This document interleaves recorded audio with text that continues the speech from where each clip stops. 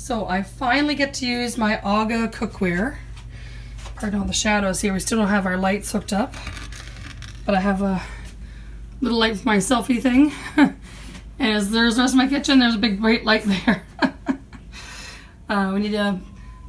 We need to finish the wiring on these. They're attached to the switch here. On the other side, there's another switch that's not been attached yet, so we can't complete that circuit until that's ready. But I got a pork roast all seasoned up in my roasting pan, the deep size roasting pan that's half depth of the oven. So I get to finally put it in. We are a little over our line for our temperature, so we're not in the burning zone, but I can probably lower the temperature a little bit more.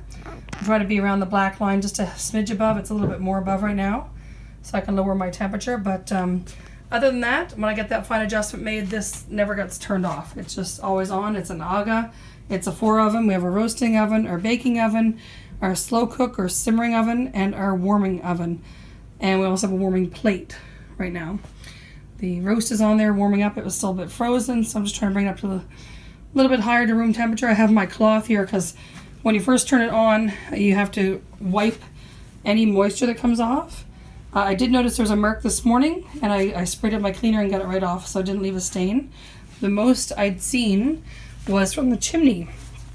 Around here, I was wiping a lot last night because I could hear the moisture coming out of the pipe and then come in there. But it's pretty stellar, I'd say. And we used a brake to bend the tiles around the box beam that's there, and that beam is housing this chimney pipe that's back there.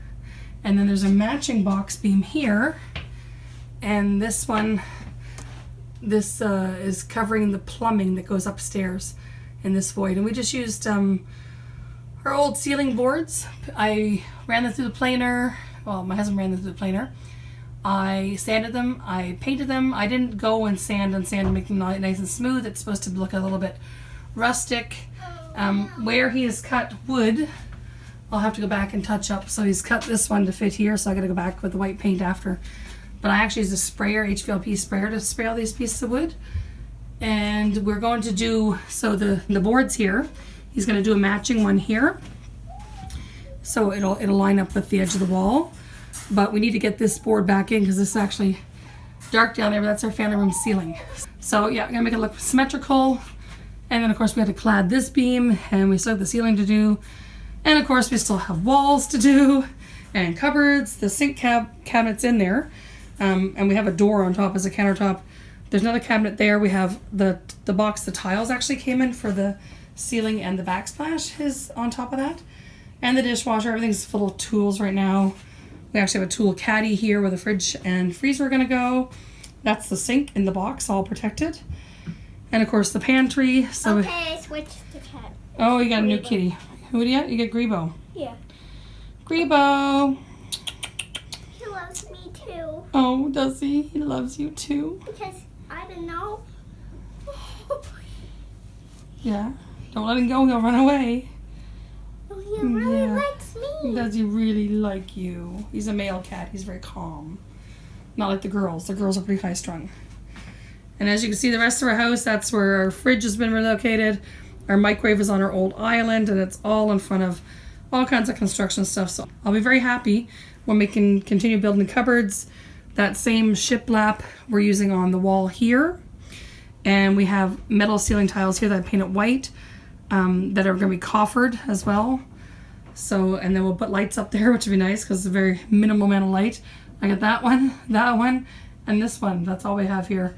And this was the old bathroom closet light. We just kind of temporarily attached it there so we can have a little bit more light here because we blew out the wall that was for the bathroom door. When the bathroom door closes, there's no wall to connect it to, so that wall's gone right now.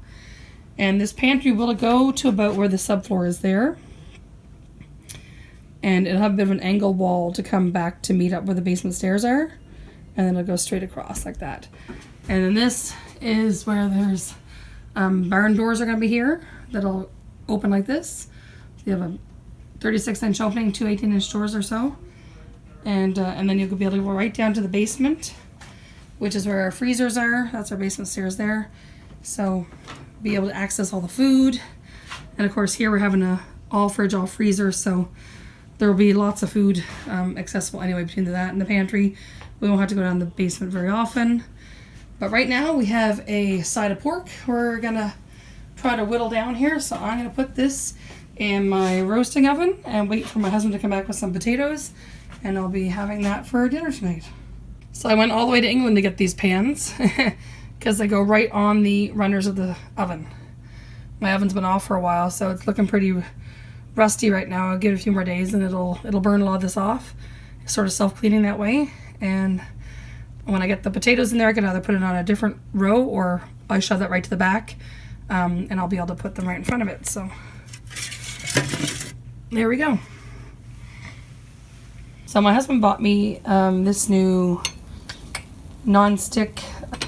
It's like my Bako Glide. I can't remember the name of it. I'll show the box in a second. And I'm using it for the first time. I washed it with some soapy water. And we'll see how it works with the AGA. It definitely feels thinner.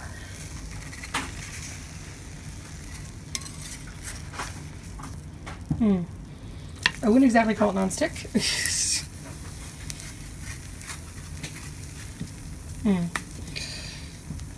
Eggs are sticking to it, so its non-stick qualities are debatable. Thank you for helping me cook. I don't know what you're doing. Flipping over the Didn't come with raw instructions. looking egg at the top. Closed captioning wasn't working here. Yeah. There we go. Okay. I gotta say my Bako Glide, because I've used butter in the sandwiches on top of it, it's kind of grease. It's almost like grease paper. Yeah. And so this hasn't been greased yet, so maybe it'll I don't know, get seasoned or something. Okay, so this silver sheet was this Parchminum, which was supposed to be like parchment paper and aluminum foil together. It's by Cookina. Came with this one, which is a barbecue grill one, and it's a black one. So I still have that one in its box. And they come. One thing I like about these is that they actually come with a little ring to keep them closed, and they actually come with a little scouring pad to wash them with. So here's the black one. A little elastic like band here, and that one has directions in there, but it has this little scouring pad in there too, and that's how you wash them off. So this one also has a scouring pad. They both are the same, so you end up with two of them when you buy this set. They're by Coquina. So this black one is supposed to be for the barbecue, and that aluminum one, or Parchminum, it says don't put that on the barbecue. So that's the difference. But it works a lot like Bako Glide, and I did use it on my stove and it seemed to work fine. If the eggs were well cooked, it did act more non-stick.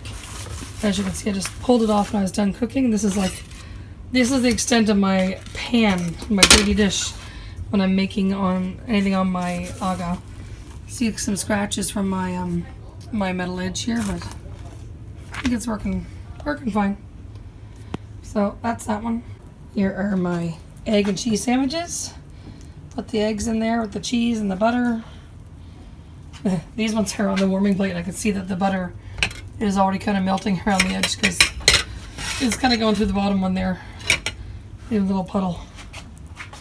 The butter's on the inside, but it'll go through the bread and it makes a nice grilled outside. Actually, it's a new way I've decided I was going to cook these. Normally I put the butter in the pan and you gotta be careful it doesn't burn, but now that I have this stove, I don't want to put butter on here because it could just sizzle off, right? I want to contain the butter, and I want the butter in my sandwich, not all over. I want it contained. So inside the sandwich works the best. See, it'll come through because the bread is like a sponge.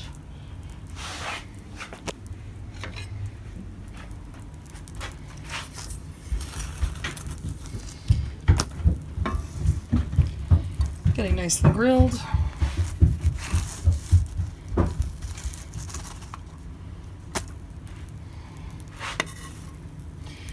And our last one. Tricky with one hand. Usually I use the other hand to keep her steady. There we go. I can actually do 4 at a time, but I'm doing 6. I figure I'd just do 3 and 3. I'll put the 3 cooked ones on the plate, put it down in my warming oven, while the other 3 are on here cooking. So I've been home sick all day. So I told GJ to bring home some takeout or whatever. We haven't eaten takeout since I got the stove back because I feel it's a bit sacrilege. You know, now that I have my nice AGA, you know, that's ridiculous eating out again. However, he came out with a easy solution for that. So this is what he's done. He brought home 2 pizzas. Now I like these Walmart pizzas because they only take a few minutes to cook, and I put extra cheese on them, and I just put a baking sheet I did a review on the other day. This was the black one for the grill.